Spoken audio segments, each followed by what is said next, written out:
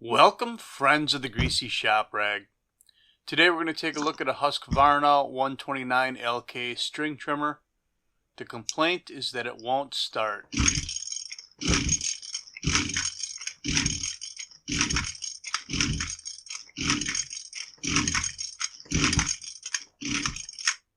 I'd agree, it won't start.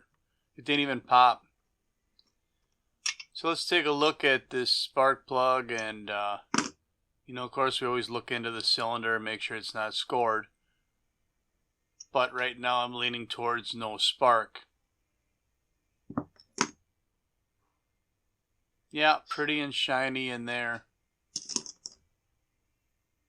We need some form of checking for spark. This piece of equipment is supposed to be used with the spark plug in, testing under compression, but it can be used just the same, just to see if you have spark. There was nothing there. So we're going to eliminate the possibility of the kill switch being the cause of the no spark. We remove the centering bolt that kind of pins that handle in place, and then loosen up the screws that bind the handle to the shaft. And inside we'll find the kill switch harness. This runs from the ignition module up to the kill switch on the handle.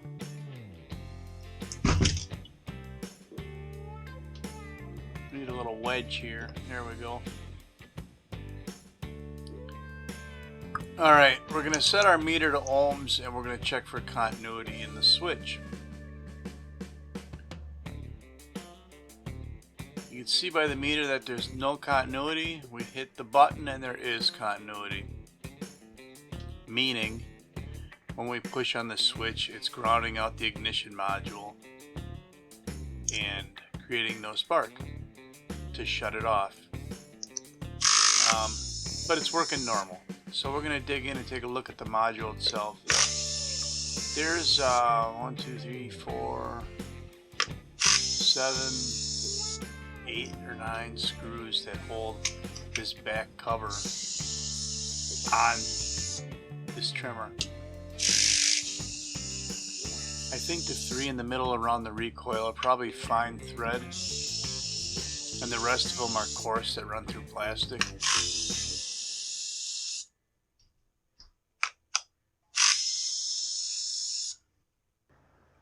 Once those screws are all out, we can just pull the cover off the back.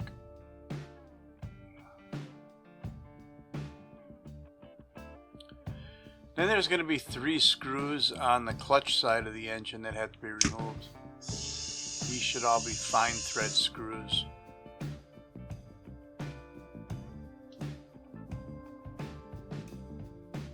And to access the last one here, we're going to have to...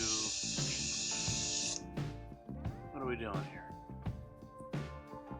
You got to remove the air filter cover because it's kind of hidden behind the cover there.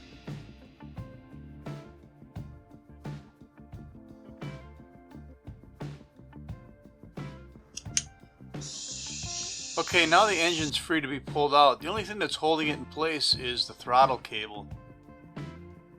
You got a couple options here. You can disassemble the throttle handle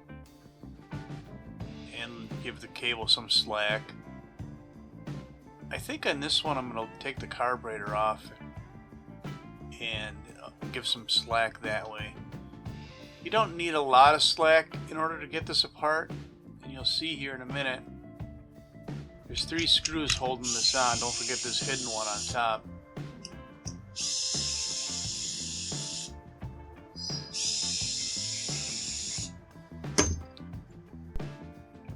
Yeah, I guess that's all we needed was to remove the carb, and it gave us enough slack to pull it apart. So what we have now is our ignition module. I just peeled off the kill wire. It came from the switch. You see I put a little question mark up here. Through the magic of video editing, I've removed one step from this process. And the reason I did that was because I see in the comments there's a lot of people that watch these videos that they already are mechanics and they fix stuff and they just like to see how other people do it.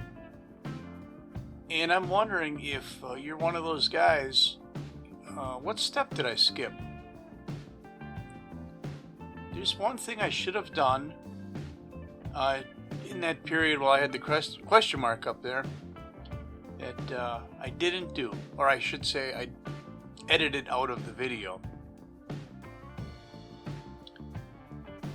So if you want to play the game, go back and watch that section where I had the question mark up there and tell me what I missed. So now we've got the new module in place and we have to connect our wires. And here we're setting the air gap between the module and the flywheel. Make sure you have the magnets lined up with the module. If it doesn't snap into place, push it into place, but have the air gap gauge in between the module and the flywheel. Tighten it down. And after you do that, just check for clearance and make sure everything looks the way it should.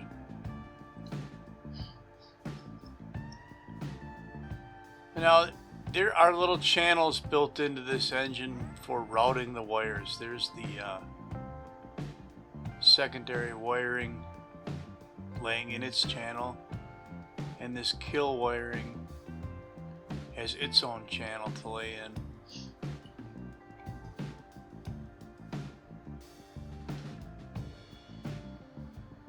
And it's important to get this right, because if you pinch these wires off, you know, you could create another whole new set of problems.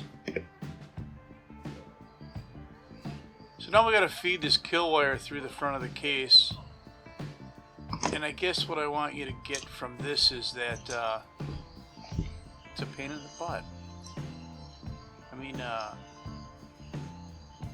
it really shouldn't be this hard, but for some reason it is.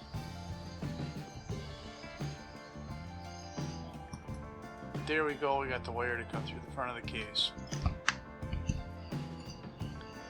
Now the engine, it has some locating pins here. I think I point one out for you. Right there. And you just gotta fumble around with it a little bit until everything's lined up and it falls together.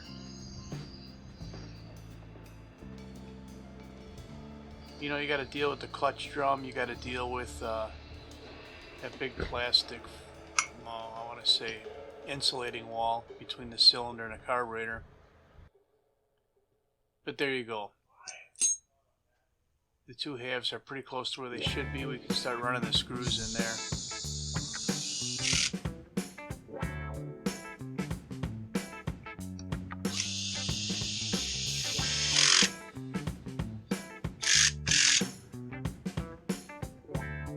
And don't forget to connect your kill switch wiring, and that wire can be tucked into the underneath the handle, so it's hidden and not hanging out.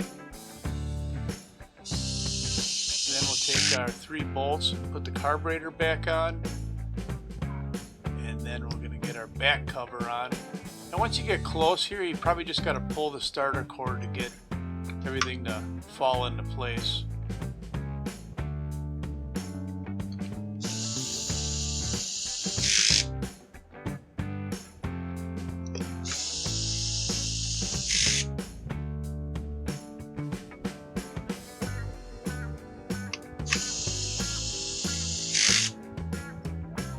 So at this point, a person could check for spark. You got the starter back on there. You know, if you weren't sure if it was gonna, if your repair was right or not, you can check for spark here. Pretty sure that this ignition module was the problem. I'm just moving forward with the assembly.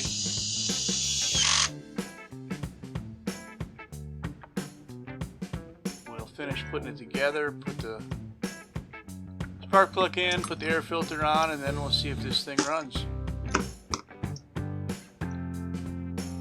So that's all I got for you on the Husqvarna 129LK ignition module swap. Thanks for watching. Later.